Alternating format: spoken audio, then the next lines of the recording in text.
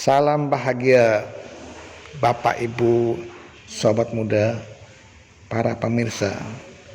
Sebagai pembabar dharma, penceramah dharma, pasti ingin mendapatkan perhatian dari para pendengarnya atau umat yang mendengarkan dharmanya.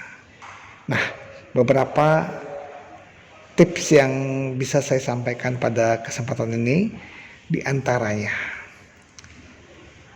pembicara atau penceramah mengetahui topik yang pas untuk disampaikan. Topik yang dipilih harus yang up to date. Bisa saja tentang upacara yang diperingati pada bulan itu. Ya, misalnya saat Waisak, Katina, Asada, Magapuja, Ulambana, atau yang diperingati pada bulan tersebut. Kemudian bisa juga gaya hidup yang trending saat itu. Kenapa? Ya, yang sedang ramai dibicarakan. Bisa tentang problem kehidupan yang dihadapi para pendengar. Di wihara tersebut kita bisa tanya kepada umat-umat di sekitar situ.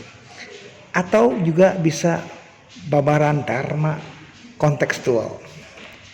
Kemudian hal yang kedua, kita hendaknya memahami macam-macam jenis pendengar. Loh, kenapa? Karena dari banyak pendengar pasti ada ragam-ragamnya ya.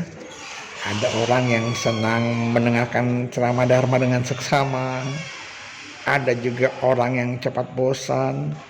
Ada orang yang senangnya gemar main HP saat mendengarkan pembaharan dharma. Ada juga orang yang suka ngobrol waktu mendengarkan dharma. Ada juga orang yang mudah tidur. Atau ada juga orang yang dalam kondisi lelah. Mungkin dia sehabis pulang kerja. Oleh karena itu, seorang penceramah harus seksama memperhatikan kondisi ini. Agar apa? Agar mereka tertarik mendengarkan dharma yang kita sampaikan. Kemudian, yang tidak kalah pentingnya, seorang penceramah pun harus memperhatikan bagaimana materi yang disampaikan di hadapan orang banyak. Tentu saja ya, para pendengar kita, para pemirsa juga bisa mengalami kejenuhan. Kenapa? Karena pemaparan yang membosankan.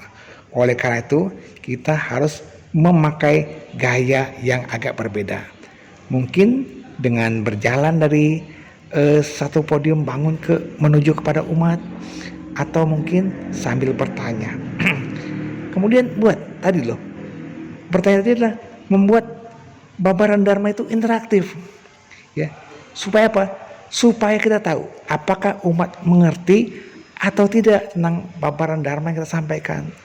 Jangan sampai babaran dharma kita begitu berat sehingga mereka bingung apa yang disampaikannya ya. Jadi oleh karena itu kita pun bisa mengadakan interaksi dengan umat dengan cara bertanya. Kemudian kontak, kita memperhatikan, mata kita memperhatikan kepada umat. Apakah mereka menyimak dengan seksama paparan yang kita sampaikan, atau mungkin umat dalam kondisi ngantuk bagaimana? Inilah kontak mata tetap kita harus perhatikan. Jadi seorang pembicara jangan hanya tertuju pada satu titik, tetapi semua arah di mana umat itu duduk, ya, ke depan, ke kiri, ke kanan, ke belakang, semuanya kita perhatikan agar para penceramah dengan seksama memperhatikan siapa umat yang sudah mulai ngantuk ya. Oleh karena itu disinilah perlu kejelian. Tentu saja seorang penceramah pun harus memiliki rasa humor, selingi dengan humoris ya. Nah, humoris dengan gaya-gaya kita menyampaikan, logat bicara ataupun materi. Tapi ingat, humor yang kita sampaikan, selingan yang kita sampaikan hanya sedikit saja, sekedar saja. Karena apa? Karena penceramah Dharma Duta bukan pelawak, betul?